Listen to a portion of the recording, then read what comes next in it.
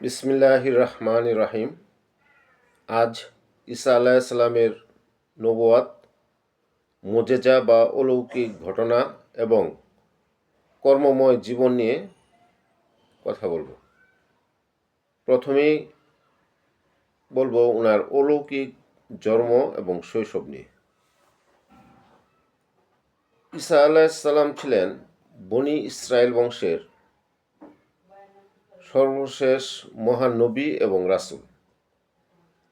উনার জন্ম ছিল মহান আল্লাহ তাআলার এক বিস্ময়কর কুদরত, অর্থাৎ মানুষের সাধ্যের বাইরে কিন্তু মহান আল্লাহর জন্য অত্যন্ত সহজ। সেই অপ্রতিরোধ্য ক্ষমতাকেই মূলত কুদরত বলা হয়। এই ঈসা আলাইসাল্লামও ছিলেন এক আল্লাহর মহান সৃষ্টির এক বিস্ময়কর কুদরত। কোনো পিতা মাধ্যম ছাড়াই উনি পৃথিবীতে আগমন করেছেন। আল্লাহ তার কালেমা বা নির্দেশে হজরত মরিয়মের গর্ভে উনাকে সৃষ্টি করেন। উনার জন্মের পর যখন সমাজ তার মহিষী মাতার পবিত্রতা নিয়ে প্রশ্ন তুলছিল, তখন আল্লাহ হুকুমে দুলনায় থাকা অবস্থায় ঈসা আলাইসাল্লাম কথা বলেছেন। তিনি এবং কথাগুলি হচ্ছে, তিনি এরকম ঘোষণা দিয়েছেন, আমি আল্লাহর বান্দা, তিনি আমাকে কিতাব দিয়েছেন এবং আমাকে নবী করেছেন। শৈশব থেকেই এই ঈসা আলাইসাল্লাম ছিলেন অত্যন্ত চারিত্রিক মাধুর্য এবং রুহানি শক্তিতে ভরপুর। আমরা অনেকেই মনে প্রশ্ন জাগতে পারে, আসলে রুহানি শক্তিটা কি? রুহানি শক্তি হচ্ছে ওই রকম এক শক্তি যা আল্লাহর পক্ষ থেকেই প্রদত্ত আত্মিক শক্তি বা আধ্যাত্মিক ক্ষমতা। এটা মহান আল্লাহ যাকে ইচ্ছা ওনাকে প্রদান করেন। এটা মহান আল্লাহ থেকে প্রদত্ত জিনিস। ঈসা আলাইসাল্লাম এরকম উচ্চ মর্যাদা সম্পন্ন। আল্লাহ পাক ওনাকে এই রুহানি শক্তি বা আধ্যাত্মিক শক্তি দান করেছিলেন। উনার যদি আমরা লক্ষ্য করব, নবুয়তের পূর্বে সমাজের কি প্রেক্ষাপট ছিল। ঈসা আলাইসাল্লাম যখন আগমনের সময়টি ছিল বনি ইসরায়েলের জন্য এক চরম অন্ধকার যুগ। আগমনের যে সময়টা ছিল এটা বনি ইসরায়েলরা একটা অন্ধকার যুগের মধ্যেই ছিল। তারা কেবল রাজনৈতিক পরাধীনতার মধ্যেই ছিল না, বরং ধর্মীয়ভাবেও তারা চরম পথভ্রষ্ট হয়ে গিয়েছিল। এখন যদি আমরা লক্ষ্য করি আসলে কিভাবে বনি ইসরায়েলরা ধর্ম থেকে বিচ্যুত হয়ে গেছিল, লক্ষ্য করা যায় যে তৎকালীন ইহুদি ধর্মযাজকরা যারা ছিলেন আল্লাহর পবিত্র কিতাব তাওরাতকে নিজেদের স্বার্থে বিকৃত করে ফেলেছিল। তারা মুদ্রার বিনিময়ে আল্লাহর বিধান পরিবর্তন করত এবং সাধারণ মানুষকে ধর্মের কঠিন শিকলে বন্দি করে রাখত। এইভাবেই তারা ধর্মীয়ভাবে আল্লাহর যে বিধিবিধান ছিল তারা নিজেরাই ওই তাদের নিজেদের অবস্থান থেকে বিচ্যুত হয়ে গেছিল। এরপরে আমরা লক্ষ্য করব যে আকীদা যে জিনিসটা, সেটা কি? আকীদা হচ্ছে ওইরকম একটা জিনিস যা আপনার অন্তরে যে বিশ্বাসগুলো একদম স্থায়ীভাবে গেঁথে থাকে বা স্থায়ী হয়ে যায়, ওইগুলি হচ্ছে মানুষের আকীদা। বা যে মানুষের অন্তর থেকে আখিরাতের ভয় এবং আল্লাহর প্রতি ভালোবাসা ওই সময় বিলুপ্ত হয়ে গেছিল। সমাজ, আকীদা ও আমল উভয় দিক থেকেই কুলসিত হয়ে গেছিল। হযরত ঈসা এর কর্মময় জীবন ছিল অত্যন্ত সরল, অনাড়ম্বর এবং ত্যাগী। দুনিয়ার কোনো চাকচিক্যই উনাকে স্পর্শ করতে পারেনি। উনার যে অবস্থান ছিল, উনার অবস্থান একদম সাদাসিধে জীবনযাপন করতেন উনি। উনার নিজের বলতে আসলে কিছু ছিল না, কোনো ঘর বাড়ি উনার ছিল না। যেখানে তিনি রাত হয়ে যেত সেইখানেই উনি রাত্রি যাপন করতেন বা আশ্রয় নিতেন। আমরা বিভিন্ন বর্ণনাতে পাই যে উনি পশমি এক ধরনের টুপি ব্যবহার করতেন এবং লম্বা সাধারণ জামা পরিধান করতেন এবং হাতে সর্বদা একটি উনি লাঠি রাখতেন। এইগুলি বিভিন্ন ঐতিহাসিক গ্রন্থ থেকে আমরা দেখি এই বিষয়গুলি। ওনার চালচলন, ওনার বেশভূষা, অবস্থানগত বিষয়গুলি। ওনার যে চালচলনের পরে ওনার আহার ছিল খুবই স্বল্প আহারী ছিলেন উনি। তিনি কখনো শুকনো রুটি বা পানি দিয়ে ওনার ক্ষুধাকে নিবারণ করতেন। উনি সর্বদা চলাচলের সময় কোনো বাহন ব্যবহার করতেন না। উনি পায়ে হেঁটেই এক স্থান থেকে অন্য স্থানে আল্লাহর অসীম আল্লাহর প্রদত্ত দাওয়াত বা আল্লাহর বাণী উনি প্রচার করতেন। তিনি কখনো কোনো বাহন ব্যবহার করতেন না। এগুলো আমরা ঐতিহাসিক বিভিন্ন গ্রন্থ থেকে আমরা পাই। উনি ছিলেন আত্মমানবতার এক পরম বন্ধু। সমাজ যাদের অবহেলা করত, সেই রুগ্ন এবং দরিদ্র মানুষের সাথে তিনি মিশতেন এবং তাদের আধ্যাত্মিক ও শারীরিক নিরাময় আল্লাহর তরফ থেকে আসার পরে উনি এগুলি নিরাময় করে দিতেন। আল্লাহ তাআলা ঈসা আলাইহিসসালামকে আমরা জানি ইনজিল কিতাব দিয়ে প্রেরণ করেছিলেন, এটা আমরা সবাই জানি, যা ছিল ওই সময়কার পথভ্রষ্ট মানুষের জন্য এক পরম আলো। তিনি পূর্ববর্তী নবীগণের এবং তাওরাত কিতাবের সত্যতা নিশ্চিত করেন। পূর্ববর্তী নবীগণ যারা আসছিল এবং তাওরাত যে সত্য কিতাব, উনি এগুলি নিশ্চিত ওই অবস্থায় করেছিলেন। কারণ তখন এই বনি ইসরাইলরা পথভ্রষ্ট হয়ে যাওয়ার কারণে তিনি এগুলো আবার পুনরায় নিশ্চিত করেন। সেই সাথে এই যে দিনকে মানে ধর্মকে সহজ করে তুলে ধরেন এবং তাওরাতের বিকৃতিগুলি উনি সংশোধন করে দেন।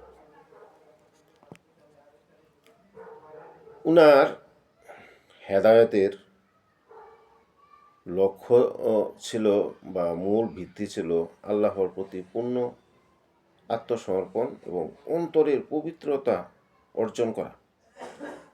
উনি বলতেন, কেবল বাহ্যিক পোশাক ধোয়ার চেয়ে অন্তরের নাপাকি পরিষ্কার করা বেশি জরুরি। উনি এই কথা বলতেন যে অন্তরের যে নাপাকি আছে ওইটা আমাদের পরিষ্কার করা অত্যন্ত জরুরি। আমরা লক্ষ্য করব ঈসা এর দাওয়াতে সাড়া দিয়ে যখন উনি ধর্ম প্রচার করেছেন, ওই সময় স্বল্প সংখ্যক মানুষই ওনার ধর্ম প্রচারে বা ওনার দাওয়াতে সাড়া দিয়েছেন।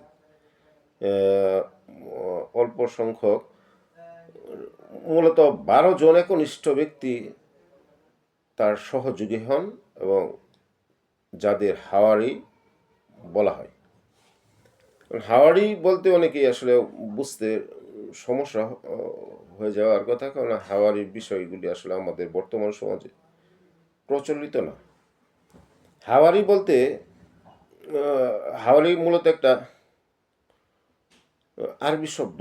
হাওয়ারি একটি এটা আরবি ভাষা থেকে এসেছে, যার আক্ষরিক অর্থ হলো পরিশুদ্ধ বন্ধু, একনিষ্ঠ সাহায্যকারী। এই ঈসা আলাইসাল্লামের যারা অনুসারী ছিল তাদেরকে হাওয়ারি বলা হতো। আমাদের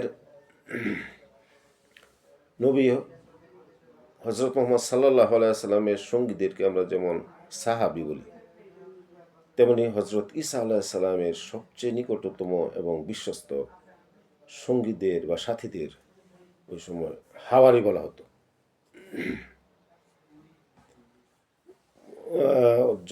ঈসা যখন দেখলেন বনী ইসরায়েলের অধিকাংশ তার অবদ্ধতা করছে, ওনার কথা শুনছেন না, তখন তিনি জিজ্ঞেস করলেন, আল্লাহর পথে কে তোমাদের সাহায্যকারী হবে? উনি বললেন যে আল্লাহর পথে কে আমার সাহায্যকারী হবে? আল্লাহর যে পথ অবলম্বন করে ওনার সাথে কে যাবে, এর অর্থ হচ্ছে এটা, আল্লাহর পথে কে আমার সাহায্যকারী হবে। হাওয়ারিরা দীপ্ত কণ্ঠে তখন জবাব দিয়েছিল, আমরাই আল্লাহর সাহায্যকারী, আমরা আল্লাহর উপর ঈমান এনেছি এবং আপনি সাক্ষী থাকুন যে আমরা মুসলমান। হাওয়ারিরা ওনাকে আশ্বস্ত করলেন এবং ওনার সাথে অবস্থান করলেন। ঈসা আলাইসালাম উনার অনুসারীদের লা ইলাহা ইল্লাল্লাহ ঈসা রুহুল্লাহ, আবার বলতেছি আমি, উনার যে কলেমাটা ছিল সেটা হচ্ছে লা ইলাহা ইল্লাল্লাহ ঈসা রুহুল্লাহ, রুহুল আল্লাহ, ঈসা রুহুল আল্লাহ। কলেমার মাধ্যমে একত্ববাদের শিক্ষা দিতেন উনি। উনার আল্লাহর তরফ থেকে অনেক বিস্ময়কর মুজিজা উনি পেয়েছিলেন। আল্লাহর নির্দেশে উনি এমন সব মুজিজা মানুষকে দেখিয়েছেন, মানব জ্ঞান এবং বিজ্ঞানের যা অতীত, এটা বিজ্ঞান এবং মানব জ্ঞানের কখনো কল্পনাই করা যায় না। তিনি কাদামাটি দিয়ে পাখির আকৃতি, একদম পাখির অবয়ব তৈরি করে তাতে ফু দিতেন, আর আল্লাহর হুকুমে তা জীবন্ত পাখি হয়ে ডানা জাপটি আকাশে উড়ে যেত। উনার আল্লাহ থেকে প্রদত্ত এরকম মুজিজা পেয়েছিলেন। এই যে আমরা যে আধুনিক চিকিৎসা বিজ্ঞান বর্তমানে আছে, এই আধুনিক চিকিৎসা বিজ্ঞানের ধরাছোঁয়ার বাইরে থাকা রোগগুলি, যেমন জন্ম থেকে যারা অন্ধ এবং যারা সেতি বা কুষ্ঠরোগী, তিনি কেবল তাদের স্পর্শে আল্লাহর হুকুমে সারিয়ে তুলতেন, হাতের স্পর্শ দিয়েই সারিয়ে তুলতেন। এটা আমাদের সমাজে আমরা সবাই জানি বা এটা সম্বন্ধে আমরা সবাই অবগত। উনার বিভিন্ন ঐতিহাসিক বর্ণনা থেকে পাওয়া যায়, বিভিন্ন গ্রন্থের ঐতিহাসিক বর্ণনা, এগুলি তিনি মানুষকে জীবিত করতে পারতেন, অর্থাৎ মৃত মানুষকে জীবিত করার অলৌকিক ক্ষমতা উনি রাখতেন, আল্লাহ থেকে প্রদত্ত ক্ষমতা বলে। তিনি আল্লাহর হুকুমে হজরত নূহ আলাইহিসসালাম এর পুত্র শামকে জীবিত করে সমকালীন লোকদের সত্যের প্রমাণ দিয়েছিলেন। এই যে তিনি আল্লাহর হুকুমে মৃত একজনকে জীবিত করেছিলেন। এছাড়াও কবর থেকে মৃত ব্যক্তিকে জীবিত করে তিনি আখিরাতে সততা ওই সময় মানুষের সামনে তুলে ধরতেন। এইগুলি হচ্ছে এই যে উনি কি নূহ আলাইহিস সালামের পুত্র ছিলেন না অন্য কারো পুত্র ছিলেন, এরকম একটা ঐতিহাসিক বর্ণনা পাওয়া যায়, বাট কোরআনে এরকম বর্ণনা নাই। কোরআনে আছে যে মৃত ব্যক্তিকে জীবিত করেছেন, এরকম বর্ণনায় আমরা লক্ষ্য করি কোরআনে।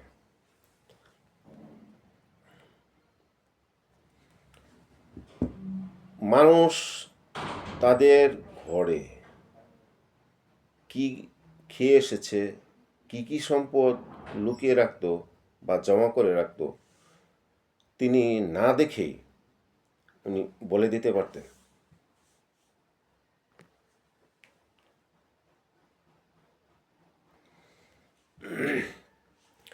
একদিনের ঘটনা আমরা যদি লক্ষ্য করি, যে দস্তরখানা আর একটা ঘটনা আছে ওনার। উনি ওনার অনুসারী অর্থাৎ হাওয়ারিদের অনুরোধে বিনম্র প্রার্থনার ফলে ঈসা আলাহিসাল্লামের বিনম্র হাওয়ারিদের যখন অনুরোধ করে, তখন ঈসা আলাহিসাল্লাম আল্লাহর কাছে প্রার্থনা করেন। আল্লাহ তাআলা বিশেষ নিয়ামত আসমানি দস্তরখানা নাজিল হয়। ওই দস্তরখানা বিভিন্ন খাদ্যদ্রব্য ছিল। ওই দস্তরখানা আল্লাহর তাআলা রসিম কুদরত এবং রহমতের দ্বারা আল্লাহ হজরত ঈসা আলাহিসাল্লামের প্রার্থনার পরে আসমান থেকে আল্লাহ ওই নিয়ামতগুলো দস্তরখানা দিয়ে নাজিল করেন। উনার ঐশ্বরিক যে খাদ্য, যেমন মেঘমালার মধ্যে দিয়ে একটি স্বর্ণের খাঞ্জা বা দস্তরখানা ওই সময় নেমে আসলো। তাতে বিভিন্ন খাদ্য বলছিলাম, সেটার ভিতরে ছিল ভাজা মাছ, রুটি, জয়তুন, ডালিম সহ বিভিন্ন জান্নাতি খাবার ওই দস্তরখানার মাধ্যমে এসেছিল। আমরা এরকম ঘটনা ঈসা আলাইসাল্লামের ঘটনাবলী থেকে আমরা এইসব লক্ষ্য করি। খাবার, এই যে দস্তরখানা থেকে যখন খাবার আসলো, খাবার খেয়ে হাজার হাজার মানুষ, তখন অন্ধ যারা ছিল, অন্ধ ব্যক্তি, ওনারা দৃষ্টি ফিরে পেয়েছিল। যারা কুষ্ঠরোগী ছিল তারা চিরতরে সুস্থ হয়ে উঠেছিল। যারা ঈমান এনেছিল তারা এই নিয়ামতগুলো যখন পায়, তখন তারা নিজেরা নিজেকে ধন্য মনে করেছিল। কিন্তু যারা অবিশ্বাস করেছিল বা বিশ্বাস স্থাপন করে নাই এই খাদ্যদ্রব্যের মাধ্যমে, যা আল্লাহর তরফ থেকে প্রেরিত, যারা বিশ্বাস করে নাই, তারা এক ভয়াবহ আযাবের বা গজবের মধ্যে পরবর্তীতে পতিত হয়েছিল। উনার সর্বদা পরকালের ভয়াবহতা এবং দুনিয়ার তুচ্ছতা সম্পর্কে মানুষকে সবসময় সচেতন করতেন। বিভিন্ন ঐতিহাসিক বর্ণনা থেকে পাওয়া যায়, এগুলো ইসরায়েলি বর্ণনা আমরা অনেক ক্ষেত্রে পাই। 3 বন্ধু সোনারিটের লোভ, এইরকম একটা ঘটনা আছে, এবং তাদের করুণ পরিণতির কাহিনী শুনিয়ে তিনি মানুষকে বুঝিয়ে দিয়েছিলেন দুনিয়ার যে মায়া, মমতা বা মোহ মানুষকে অন্ধ করে এবং ধ্বংস করে। এটা একটা দীর্ঘ লম্বা কাহিনী। আমরা জানি যে 3 বন্ধু একটা সোনারিট পেয়েছিল, এবং তাদের পরে 3 বন্ধুর ভিতরে বিভিন্ন পরিক্রমায়, বিভিন্ন ঘটনাক্রমে 3 বন্ধুই তাদের লোভ লালসার পর 3 বন্ধুই মৃত্যুবরণ করে। ওই উনি এটা ঈসা আলাইহিস সালাম দুনিয়ার মোহ মানুষকে অন্ধ করে ধ্বংস করে দেয়, এইগুলি উনি সবসময় বলতেন, এবং মানুষের হেদায়েতের জন্য এই কাজগুলি সবসময় চালিয়ে যেতেন। ইহুদি ষড়যন্ত্রকারীরা যখন তাকে হত্যার ষড়যন্ত্র করছিল এবং তাকে ক্রুশবিদ্ধ করার চেষ্টা চালিয়েছিল, তখন মহান আল্লাহ তার প্রিয় রাসূলকে সশরীরে আসমানে তুলে নেন। আসমানে তুলে নেয়া উনার পরিবর্তে ওই উনার আকৃতির মতো একজনকে ওই জায়গায় দিয়ে দেওয়া হয়, এবং তারা মনে করে যে তারা ঈসাকে হত্যা করেছিল। এরকম অর্থাৎ আল্লাহ যখন আল্লাহ উঠায় নেন, যখন ক্রুশবিদ্ধ করে হত্যার চেষ্টা চালায়, তখন আল্লাহ ওনার রাসূলকে অর্থাৎ ঈসা আলাইহিস সালামকে সরাসরি আসমানে তুলে নেন। তার পরিবর্তে ওই রকম সাদৃশ এক ব্যক্তি কে দিয়ে দেওয়া হয় এবং যাকে তারা হত্যা করেছিল পরবর্তীতে। ঈসা আলাইহিসসালাম ছিলেন শান্তি, ক্ষমা এবং সত্যের এক সুউচ্চ মিনার। ওনার প্রতিটি শিক্ষা, ওনার মজেজা আমাদের স্মরণ করিয়ে দেয় যে স্রষ্টার কুদরতের কাছে অসম্ভব বলে কিছু নেই। ওনার জীবনাদর্শন কিয়ামত পর্যন্ত মুমিনদের জন্য এক অফুরন্ত প্রেরণার উৎস এবং হেদায়েতের প্রদর্শক হয়ে থাকবে। ঈসা আলাইহিসসালাম সম্পর্কে আজ এ পর্যন্তই। এই যে এ পর্যন্ত ওনার যে কথাগুলি বললাম সেগুলো কোরআন, হাদিস এবং ঐতিহাসিক ইসরায়েলি বর্ণনা অনুযায়ী বলা। কথা বলার সময় যদি কোনো অনিচ্ছা সত্ত্বে ভুল হয়ে থাকে, আল্লাহ আমাকে ক্ষমা করুন। এই যে রেফারেন্স হিসাবে আপনারা দেখে নিতে পারেন বিভিন্ন সূরাতে, যেমন সূরা আল ইমরান 49 এবং 59 নম্বর আয়াত, সূরা মরিয়ম 30 থেকে 33 নম্বর আয়াত, সূরা আল মায়দা 46 নম্বর আয়াত, 112 থেকে 115 নম্বর আয়াত, সূরা আল নিসার 157 থেকে 158 নম্বর আয়াতে এইগুলি আমরা বর্ণনা পাই। কিছু নির্দিষ্ট নাম বা ঘটনার বিস্তারিত বিবরণ যেগুলো বললাম সরাসরি এগুলো কোরআনে নেই, কিন্তু মুসলিম ইতিহাসবিদরা যেমন ইবনে কাসির এর কিতাবসমূহে এগুলোর নাম উল্লেখ আছে। যেমন আগেও বলেছিলাম একবার যে শামকে জীবিত করা, পুরাণে আছে যে মৃতকে জীবিত করার কথা থাকলেও শাম, বললাম যে নূহ আলাইহিস সালামের পুত্র নামটির কিন্তু উল্লেখ নেই। এটা ইসরায়েলি বর্ণনা মতে আমরা পাই। এটি একটি ঐতিহাসিক বর্ণনা বা বিভিন্ন গ্রন্থ থেকে নেওয়া। কোরআনে আছে যে মৃত ব্যক্তিকে জীবিত করা। আর 3 বন্ধুর সোনার ইটের ঘটনাটা, এটি মূলত একটি নীতিকথা বা ইসরায়েলি বর্ণনা, যা মানুষকে দুনিয়ার লোভ ত্যাগের শিক্ষা দিতে ব্যবহৃত হয়। রাসূল সাল্লাল্লাহু আলাইহি সাল্লাম বলেছেন যে বনি ইসরায়েলদের থেকে বর্ণনা করো, এতে কোনো দোষ নেই। হযরত মুহাম্মদ সাল্লাল্লাহু আলাইহি সাল্লামের কথা আবার বলতেছি যে উনি বলেছেন বনি ইসরায়েলদের থেকে বর্ণনা করো, এতে কোনো দোষ নেই। অর্থাৎ এই ঘটনাগুলো যদি ইসলামের মূল আকীদার সাথে সংঘর্ষ না করে বা সাংঘর্ষিক না হয়, তবে সেগুলো প্রচার করা বা শোনা জায়েজ আছে।